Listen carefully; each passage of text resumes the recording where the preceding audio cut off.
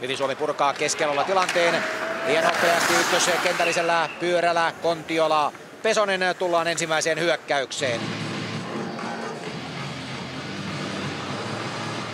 Nyt on laitettu sitten nykypäivän peliasut päälle ja Petri Kontiola pyörittää kentän peliä. Kontiola numero 27 laitahyökkääjät.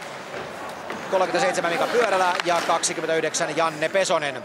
Puolustajaparina 42 Arto Laatikainen ja 12 Pasi Puistola. Laatikainen. Hyvä avaus siihen Kontiolalle. Kontiola vie kiekon sisään. Pyörälä ja nopea syöttöyritys heti maalille. Kiekko pomppaa päätyy verkkoon. Reilu minuutti vielä rangaistusta jäljellä. Ja Milan Ilitska ensimmäisessä erässä torjuntatöissä ihan varsinkin jälkimmäisellä puoliskolla oikein kunnolla. 13 torjuntaa hänelle kaiken kaikkiaan kertyi. Kim Hirsovits, Kimmo Koskenkorva, Eero Somervuori. Siinä on hyökkäyskolmikko. Puolustajana Karalahti, Söderholm ja ylivoimaa vielä minuutti jäljellä. Koskenkorva. Aika kovaa sitomista siellä jälleen on. Platil pääsee väliin. Ja Tsekki vaihtanut luonnollisesti uuden alivoiman nelikon. Söderholm, joka yliopistovuosien jälkeen nousi SM-liigassa aivan huikeaan vireeseen. Valittiin ensin vuoden tulokkaaksi ja seuraavana vuonna heti SM-liigan parhaaksi puolustajaksi elettiin vuosia 2003 ja 2004. Karalahti, tulinen hyvä kuti, Söderholm toisella puolella, ylivoimapeli, lähteekö se tästä pyörimään, Somervuori ei pääse kunnolla kiekkoon eikä myöskään Karalahti.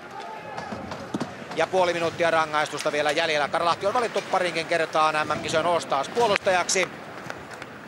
Ja katseet ilman muuta häneen kiinnittyvät. Millä tavalla mies sopeutuu maajoukkueen ympyröihin. Ja taas kun puhutaan näistä nykysäännöistä myöskin Mäntylä. Maalien edustalla laukaus, siellä oli Ulbek ohjaamassa. 10 sekuntia vielä sitten Tsekki täysin lukuinen. Suomella jo kolmas ylivoimayritys. Viitaluoma, Ulbek ja Kristian Kuusela kolmantena lenkkinä. Kova maalintekijä tässä toisessa laidassa. S-laituri ei ole vielä päässyt parasta asettaa kyllä kertaakaan käyttämään. Mäntylä, hyvä nopea avaus. Sen jatkaa Ulbek päätyyn.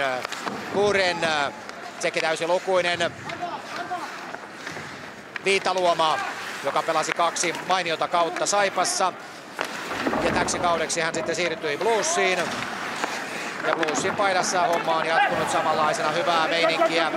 Ollut joukkueensa kolmanneksi paras pistemies Martin Karian ja Ladislav Koonin jälkeen. Ulbekilta kiekko kuitenkin riistetään. Siinä ei Tsekki päässyt vastahyökkäykseen. Vaarallinen kiekko menetys Ulbekille kuitenkin. Petri Pakaslahden kenttä jäällä. Laukaus ohi maaliin. Toisella puolella on vastassa Pekka Saarenheimo. Haata ja Saarenheimo laiturit. Ja puolustajan parina Antti Jussiniemi, Jyri Marttinen. Ja nopeasti jälleen maalin edustalle Jaroslav Kalla kiekkoon. Tsekki hyökkäys kolmikkona. Siellä on 55 Zdenek Skoreba, 14 Leos Jermak ja 81 Jaroslav Kalla. Vladimir Kroupa. Toinen pakki on Peter Czaslava numero 36. Välissä on Pesonen. Uudestaan Pesonen. 2-2 vastaan hyökkäys Pesonen ja seurakaveri Pyörälä maalin eteen ja kiekko on maalissa. Kiekko on maalissa. Pesonen toimittaa kiekon maalin edustalle ja sinne rynnistää Mika Pyörälä ja kiekko Nilitskan taakse. Peliä